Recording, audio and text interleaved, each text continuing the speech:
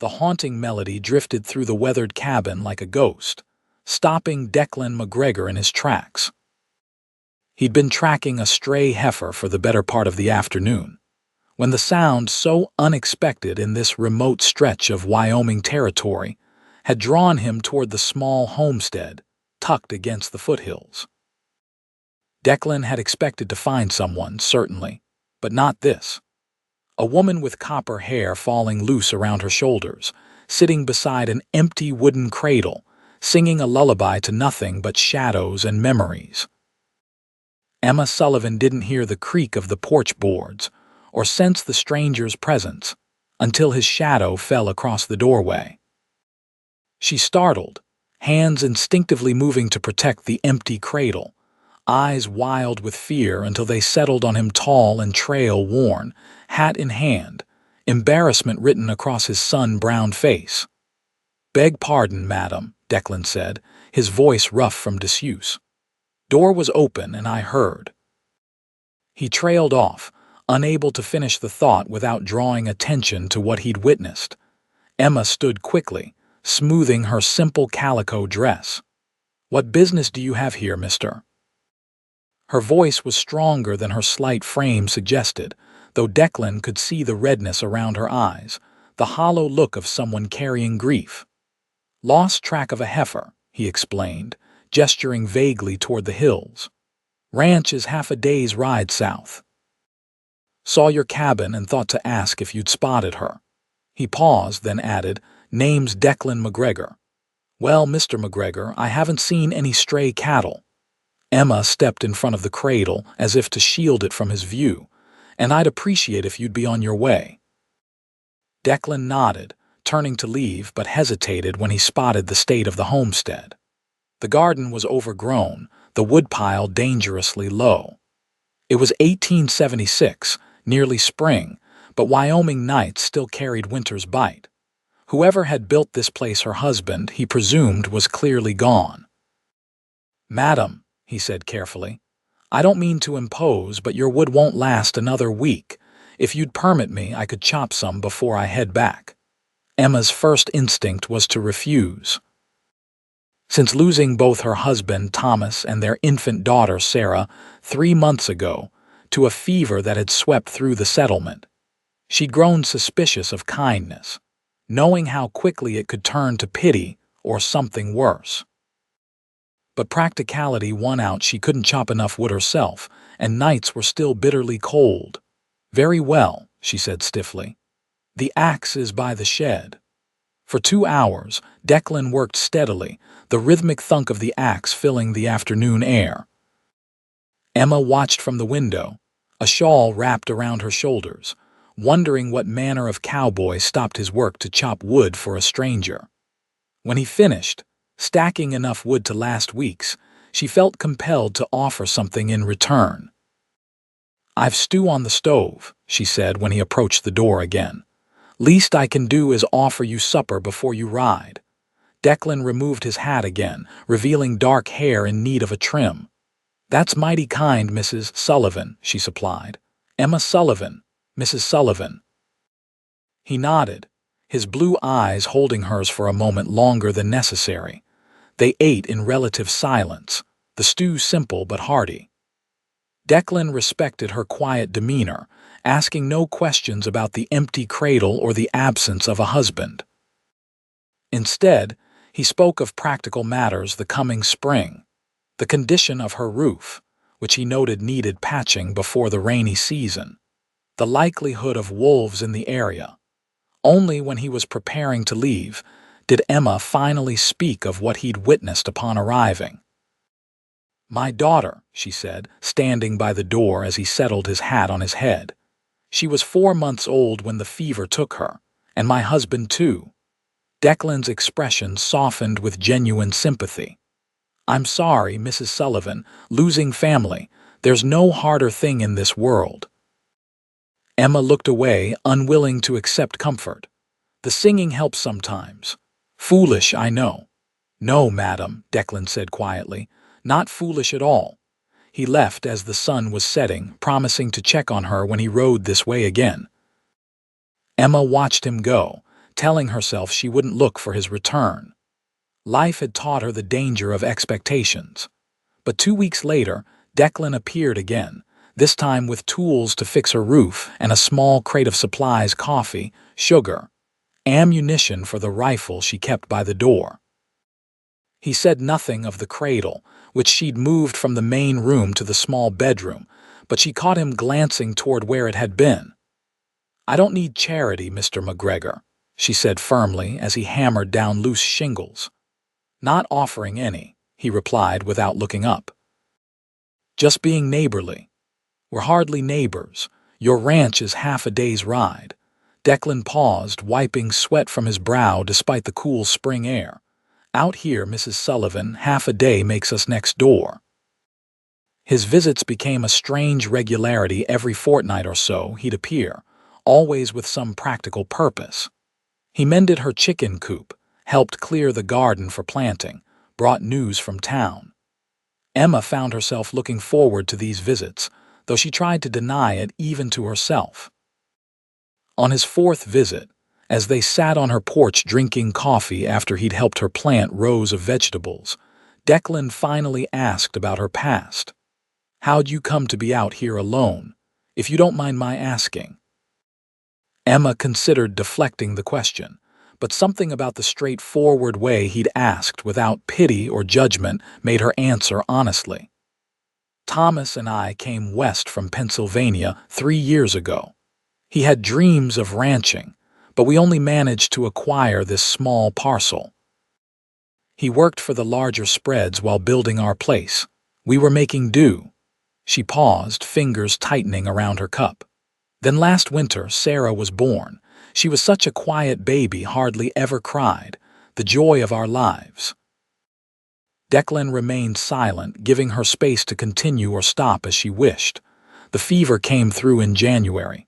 First Thomas fell ill, then Sarah. I nursed them both, but—" She shook her head. 3 days, that's all it took. 3 days and I was alone." "Why stay?" Declan asked quietly. "This is hard country for anyone alone, especially a woman." Emma's chin lifted slightly. "Where would I go? Back east to be a burden on relatives who never approved of our coming west? No, this land is all I have left of our dreams. I'll make it work or die trying." Declan nodded, understanding in his eyes. "Admirable, Mrs. Sullivan, but there's no shame in accepting help when offered." "And is that what you're offering, Mr. McGregor? Help? Friendship, at least," he replied. "The rest is up to you." As spring warmed into summer, Emma found herself watching the horizon more often, anticipating Declan's arrival. She learned he'd come west as a young man, worked as a ranch hand until saving enough to start his own small spread.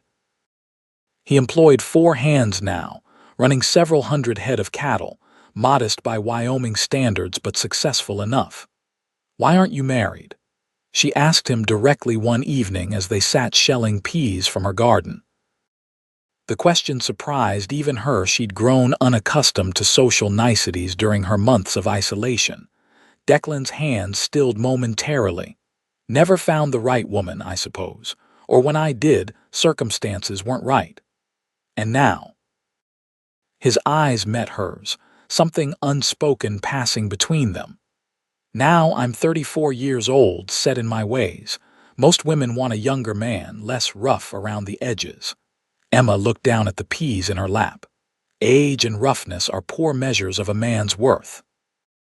That night, after Declan had ridden back to his ranch, Emma found herself standing beside the cradle in her bedroom, her hand resting on its edge. For the first time since the deaths, she didn't sing. Instead, she simply whispered, "I miss you both so much," and allowed herself to cry not the desperate tears of fresh grief, but the softer sorrow of acceptance. The following week brought an unexpected visitor, not Declan, but Sheriff Miles from the nearest town, 20 miles distant. "Mrs. Sullivan," he said, hat in hand as he stood on her porch. "Sorry to trouble you, but there's been word of Blackfoot moving through the area. Nothing alarming yet, but thought you should know, being out here alone." Emma thanked him for the warning, though privately she wondered at his concern. Relations with the Blackfoot had been relatively peaceful in recent years, despite occasional tensions over hunting grounds. "Been meaning to ask," the sheriff added, "if you've given any thought to your situation. Widow woman all alone. Folks in town are concerned." The implication was clear enough. "I'm managing fine, Sheriff." "No doubt, madam, no doubt. Just, there are suitable men in town. Shopkeeper Baker lost his wife last year, has a fine house." Emma's expression cooled. "Thank you for your concern, I'll bear it in mind." After the sheriff left, Emma sat on her porch, anger simmering. Was that to be her fate? To be matched with the first available widower her independence surrendered for security? The thought rankled deeply. When Declan arrived 2 days later, she was still agitated. He noticed immediately. "Something troubling you?" he asked as he helped her move her small flock of chickens to fresh ground. Emma hesitated, then recounted the sheriff's visit. "As if I'm some helpless creature to be passed from one man to another," she finished, color high in her cheeks. Declan's expression darkened. "Sheriff Miles means well, but he's an old-fashioned thinker. Still, he's not wrong about one thing: being alone out here carries risks." "And what would you suggest, Mr. McGregor?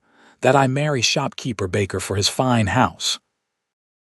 "I'd suggest," Declan said carefully, "that you consider all your options before deciding your course." "And what options might those be?" Declan met her gaze steadily. "You could sell this place, use the money to start fresh somewhere else. You could move to town, find respectable work. Or you could consider a partnership." "Partnership?" Emma repeated, eyebrow raised. "A ranching partnership," Declan clarified, though something in his eyes suggested he might mean more. "Your land adjoins the northwest corner of my range. Combined, we'd have better water access, more grazing." Emma stared at him, surprised by the practical nature of his suggestion. "You're proposing a business arrangement. For now," he said quietly. "I respect your independence, Mrs. Sullivan. I'm not offering charity or seeking to control your life, just a practical solution that benefits us both." Emma considered his words carefully. "I'll think on it," she finally said. That night, after Declan had gone, Emma found herself drawn again to the cradle. She ran her fingers along the smooth wood Thomas had so carefully carved, remembering the hope that had filled their home when he'd placed it beside their bed, waiting for Sarah's arrival. "What would you have me do?" she whispered, though she knew no answer would come. The summer progressed, bringing heat and occasional violent thunderstorms that rolled across the plains. Declan's visits continued, though he didn't press Emma for an answer regarding his proposal. Instead, he helped her tend her growing garden, repaired wind damage to her small barn, and sometimes simply sat with her, sharing news or comfortable silence. In late July, Emma rode to town for supplies, her first trip since before the deaths. The stares and whispers followed her through the general store, the post office, the small church where she stopped to visit the graves of Thomas and Sarah. She heard the word widow repeated often, usually accompanied by pitying glances or speculative murmurs about her future. Shopkeeper Baker made a point of waiting on her personally, his attentions awkward but well-meaning. "Mrs. Sullivan, you're looking well," he said, his eyes appraising her in a way that made her uncomfortable. "We've missed seeing you in town." Emma thanked him politely, purchased her supplies, and left as quickly as propriety allowed. The experience reinforced her determination to maintain her independence, however difficult. On her return journey, dark clouds gathered on the horizon.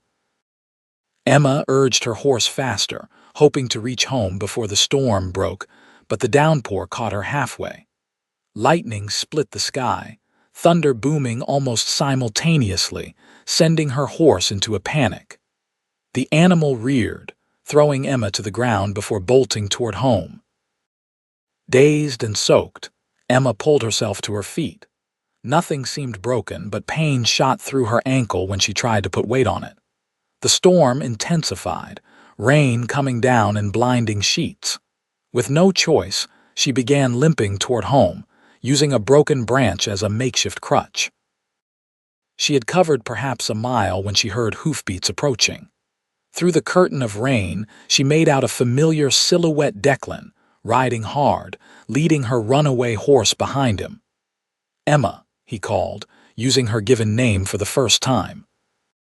He dismounted quickly, crossing to her with concern etched on his face. "Are you hurt?" "My ankle," she admitted, suddenly overwhelmed with relief at his presence. "I don't think it's broken, just twisted." Without hesitation, Declan lifted her into his arms. "Let's get you home and dry," he said, his voice steady despite the urgency of the situation. He settled her on her own horse, then mounted behind her, one arm securely around her waist as they rode through the storm. At the cabin, he carried her inside, settling her gently in a chair before building up the fire and fetching dry clothes from her bedroom. With surprising delicacy, he turned his back while she changed, then examined her ankle swollen but, as she'd guessed, not broken. "You'll need to stay off it for a few days," he said, wrapping it carefully with strips of clean cloth. "I'll stay tonight.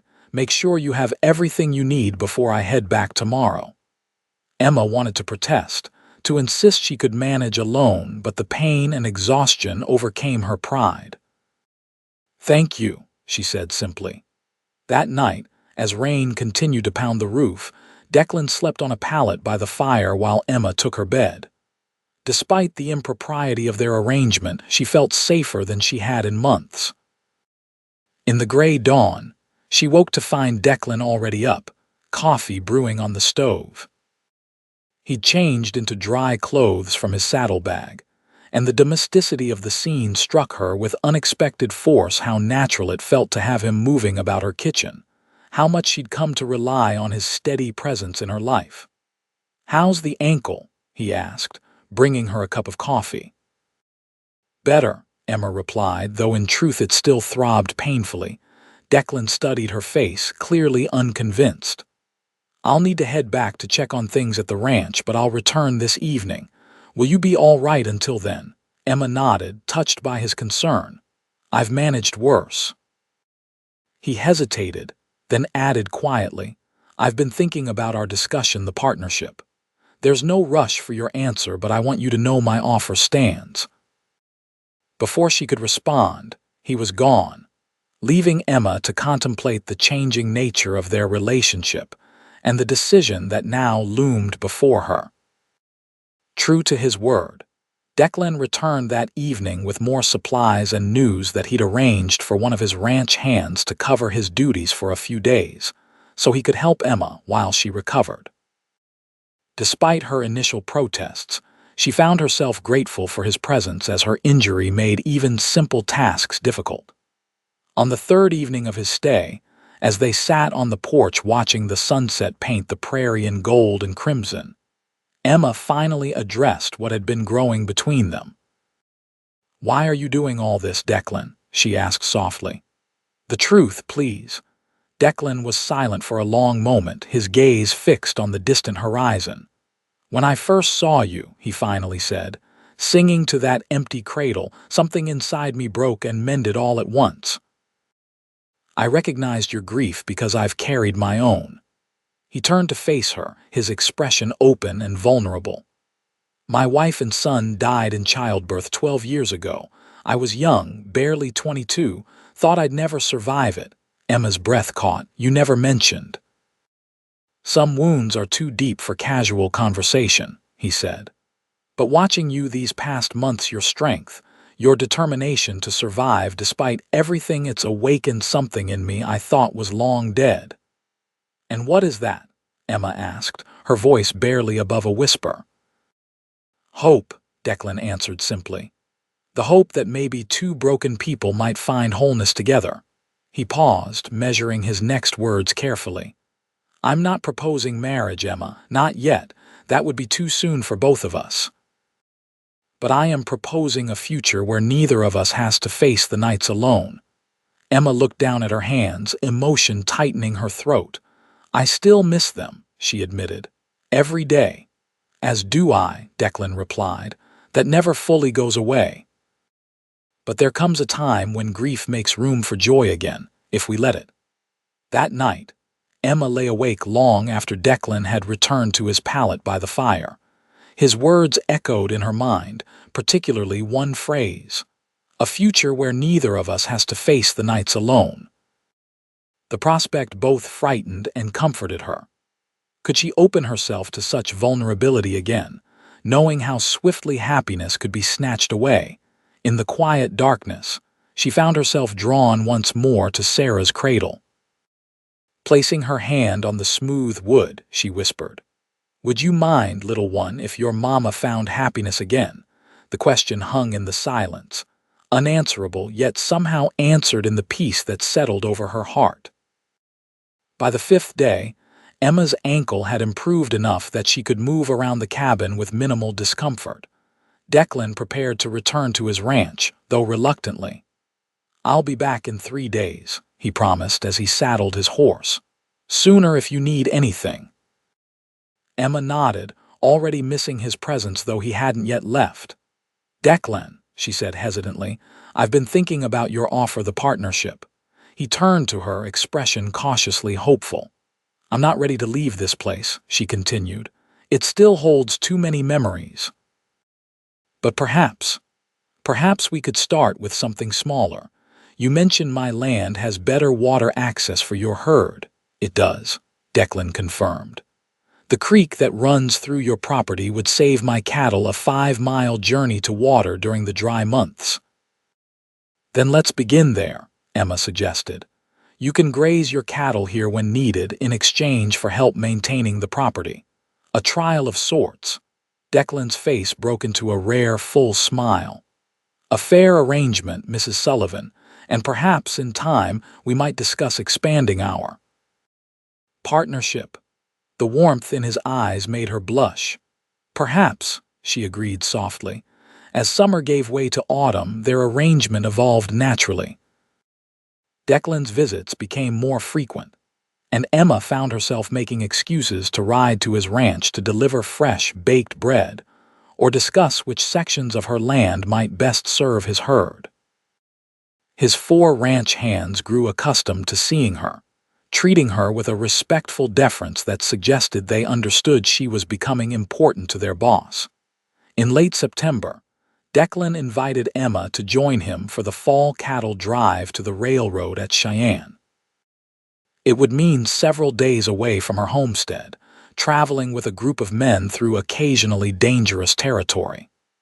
"I understand if you'd rather not," he said, "but I thought you might enjoy seeing more of the territory. And frankly, having a woman along who can actually cook would improve morale considerably." Emma laughed at that. "Are your men suffering from your attempts at biscuits?" "Diego threatened to quit if I made another batch," Declan admitted with a grin. The decision to accept his invitation felt significant, a step away from the isolated life she'd been living and toward whatever future might be developing between them. "I'll come," she said, "but don't expect miracles from a camp stove." The cattle drive proved to be exactly what Emma needed: a change of scenery, physical work that left little time for melancholy. And evenings around the campfire, where Declan's hands shared stories and songs that often had her laughing despite herself. She discovered she enjoyed the open trail, the sense of purpose that came with moving the herd, and most of all, watching Declan in his element, confident, respected by his men, at home in the vast landscape. On their 3rd night out, as they sat slightly apart from the others, Declan reached for her hand, his calloused fingers intertwining with hers. "This suits you," he observed quietly. "The trail life." Emma nodded, surprised to realize he was right. "I never imagined myself doing something like this." Thomas was more cautious. He believed in building slowly, staying close to home. "And what do you believe in, Emma Sullivan?" She considered the question seriously. "I believe in surviving," she finally said. But lately, I've started to wonder if there might be more to life than just survival. Declan's thumb traced circles on her palm. There is, he assured her. Much more. That night when they made camp, Emma found herself lingering by the fire after the others had turned in. Declan joined her, bringing a blanket to wrap around her shoulders against the autumn chill. "May I ask you something personal?" she said, looking into the dying embers. "Anything." "Your wife, what was her name?" "Margaret," Declan answered softly. "Everyone called her Maggie. She had the brightest laugh you ever heard, could lift your spirits just being in the same room. And your son, we named him Daniel, after my father." Pain shadowed his features briefly. "I sometimes wonder what he would have been like 16 now, nearly a man."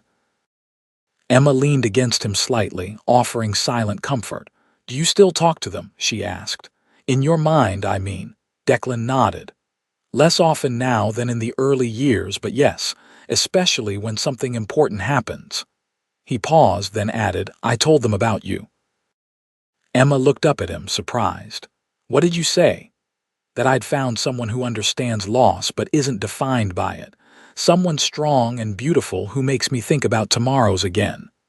The simple honesty of his words touched her deeply. Without fully intending to, Emma found herself leaning closer, and when Declan's lips met hers, it felt like coming home after a long journey. The kiss was gentle, questioning, allowing her space to pull away if she wished. Instead, Emma moved closer, her hand finding the solid warmth of his chest as the kiss deepened. When they finally broke apart, Declan rested his forehead against hers. "I've been wanting to do that for months," he admitted. "Why didn't you?" Emma asked, her voice breathless. "Wasn't sure you were ready, still not entirely sure." Emma considered this. "Neither am I," she confessed, "but I think I'd like to find out." The remainder of the cattle drive passed in a sweet haze for Emma, days spent working alongside Declan and his men. Evenings filled with quiet conversations and increasingly bold kisses hidden from the other's view. By the time they reached Cheyenne and successfully delivered the herd to the buyers, Emma felt transformed, more confident, more alive than she had been since before the deaths. In town, after the business was concluded, and the men were enjoying their pay in the saloons, Declan took Emma to dinner at the hotel, their first proper outing together.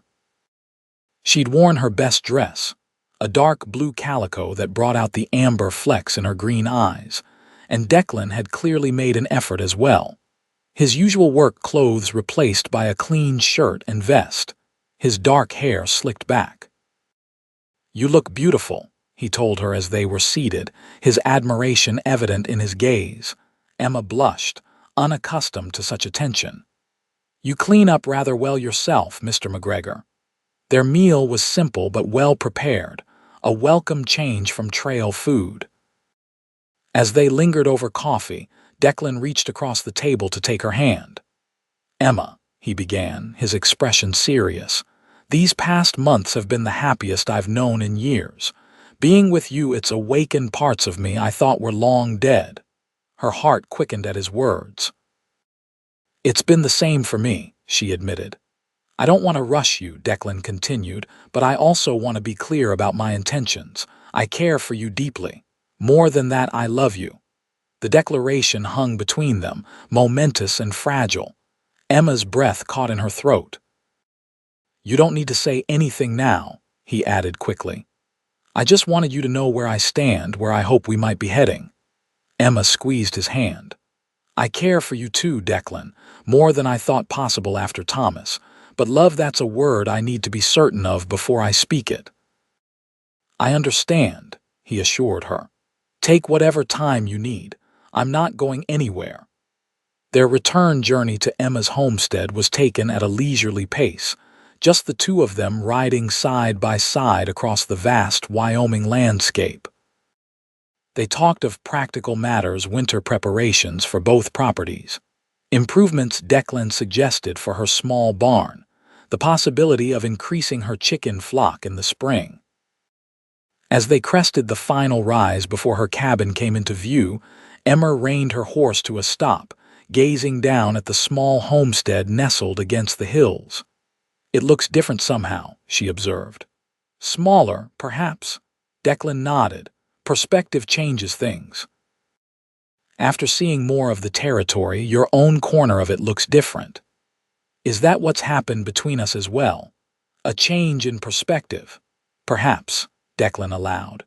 "Or perhaps it's simply that grief's grip loosens with time, allowing room for new feelings to grow." Emma considered this as they continued down the slope toward her cabin. The late October sun cast long shadows across the land, the cottonwoods along the creek blazing gold against the darkening sky. There was beauty here. She realized beauty she'd been blind to during the dark months of her mourning. That evening, after they'd settled the horses and shared a simple meal, Emma found herself standing before the bedroom door, acutely aware of Declan's presence behind her. In all his stays at her cabin, he'd never crossed this threshold, maintaining a respectful distance despite the growing intimacy between them. "Would you like to see something?" she asked quietly, turning to face him. Declan nodded, understanding the significance of the invitation. Emma led him into the bedroom where Sarah's cradle still stood beside the bed.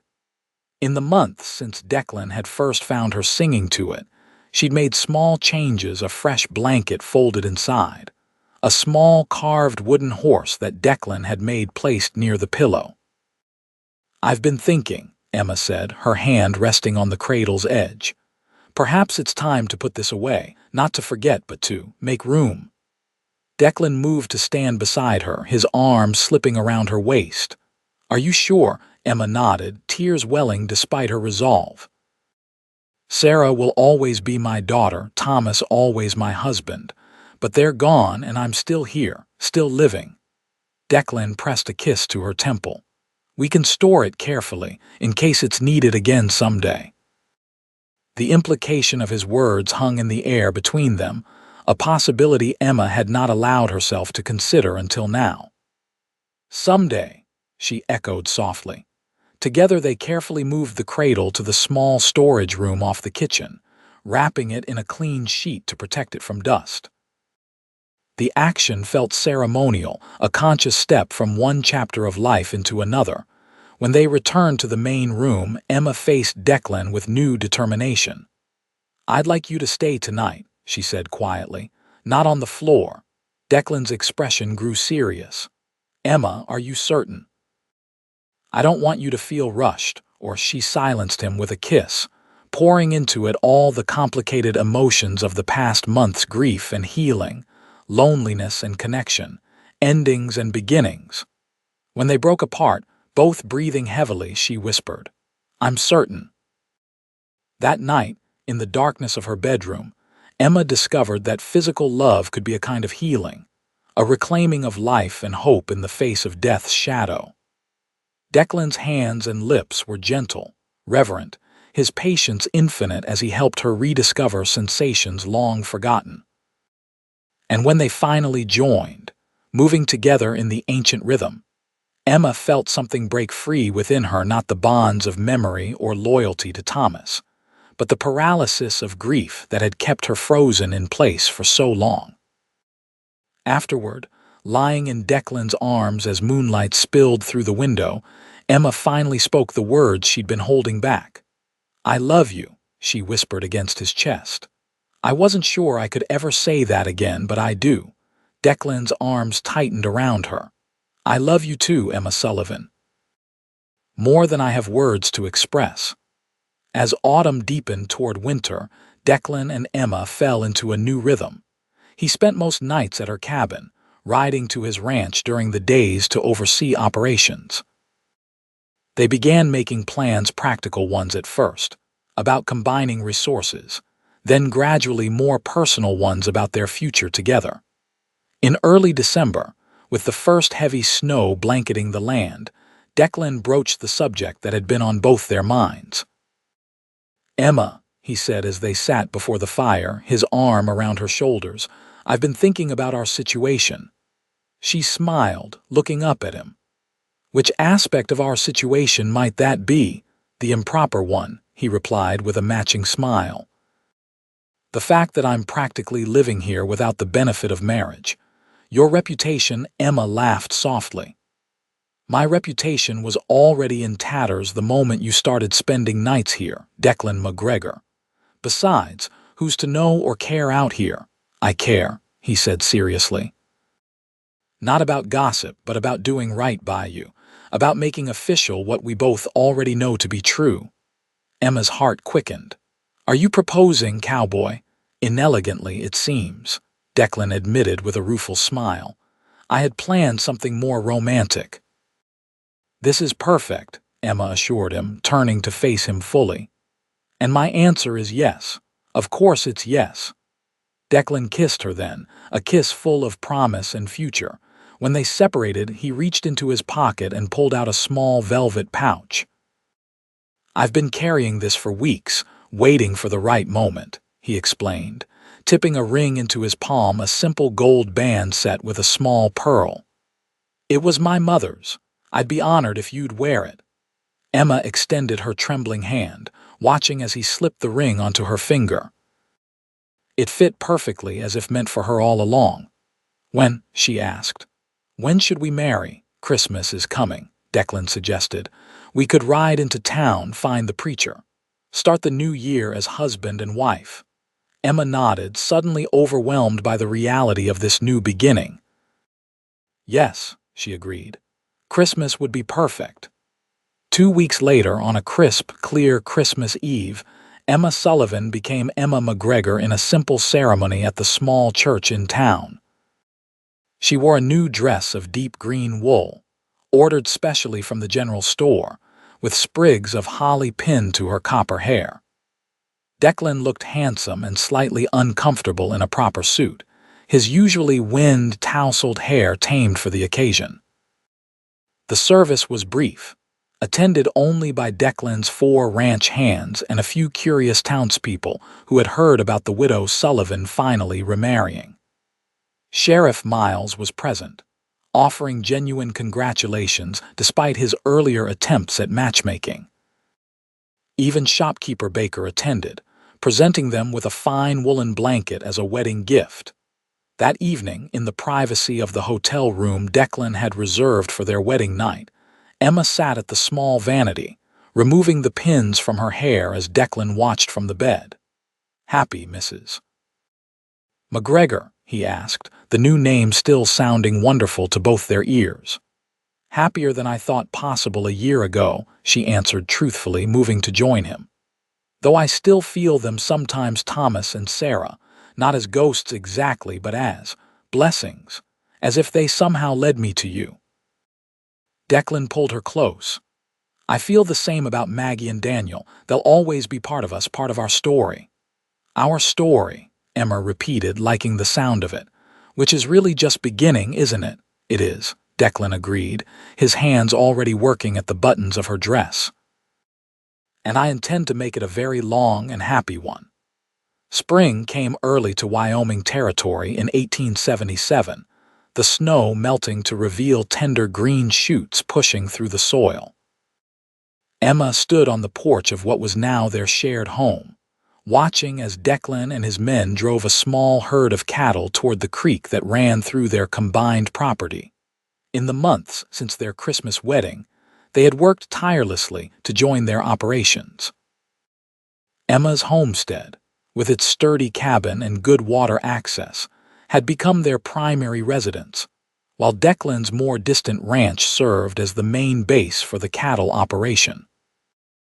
They'd hired 2 additional hands to help manage the expanded herd, and Emma had taken over the accounts, revealing a sharp head for business that complemented Declan's practical ranching knowledge.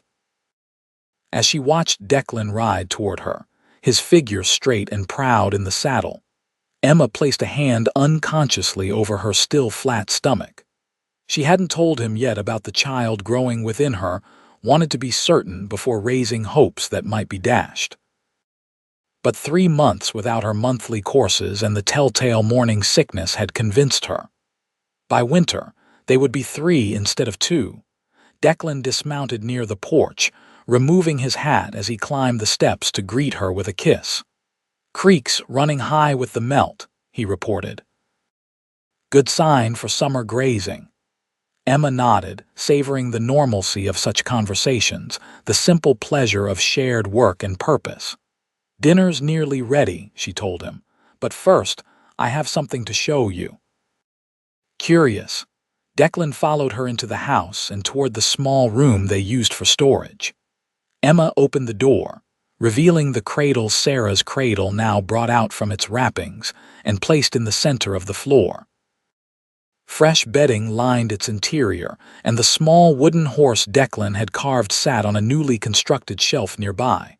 Declan looked from the cradle to Emma's face, understanding dawning in his eyes. "Emma," he whispered, hardly daring to hope. "Are you?" She nodded, tears of joy filling her eyes. "The doctor in town confirmed it yesterday. We're having a baby, Declan, by November if his calculations are correct." Declan's whoop of joy echoed through the cabin as he lifted Emma off her feet, spinning her in a circle before setting her down gently, suddenly concerned. "Should I not have done that?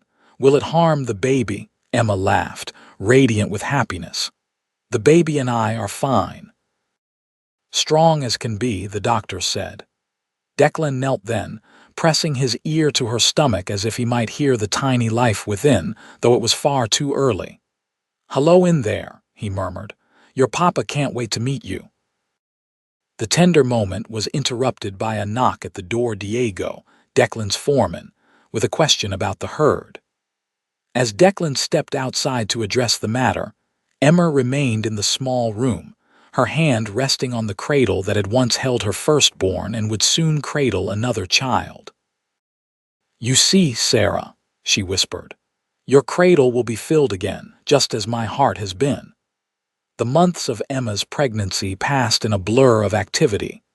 The ranch prospered under their combined management, and plans were made to expand the cabin to accommodate their growing family. Declan proved to be attentive to Emma's changing needs, ensuring she rested adequately despite her protests that pregnancy wasn't an illness.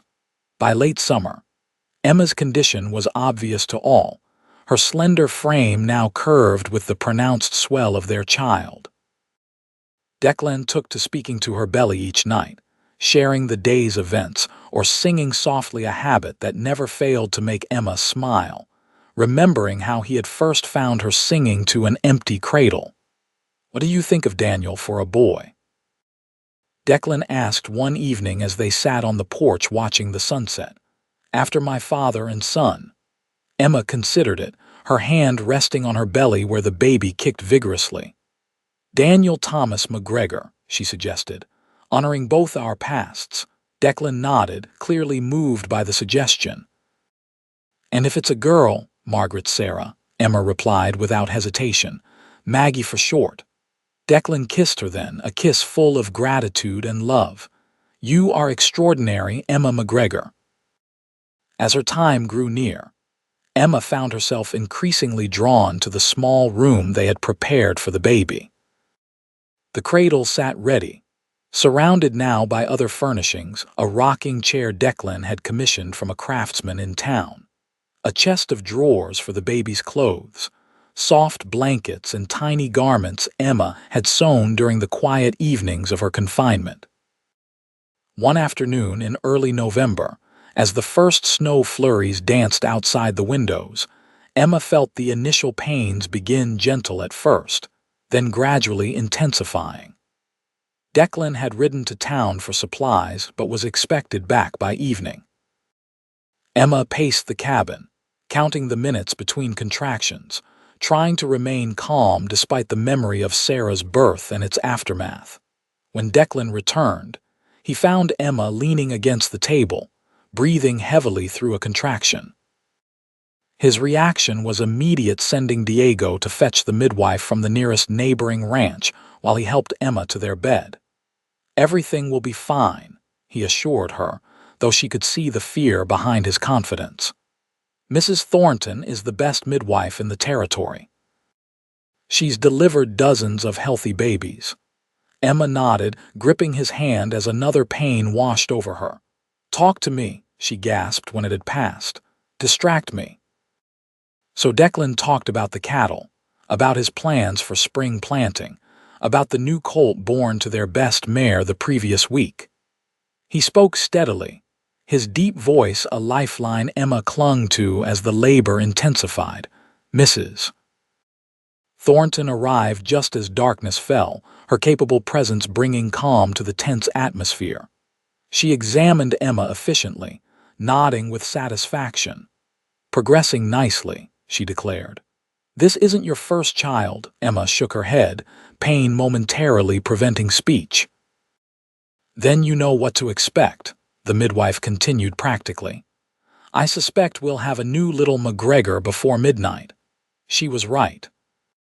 After 3 more hours of increasingly difficult labor, Emma gave a final tremendous push, and their child slipped into the world with a lusty cry that filled the room.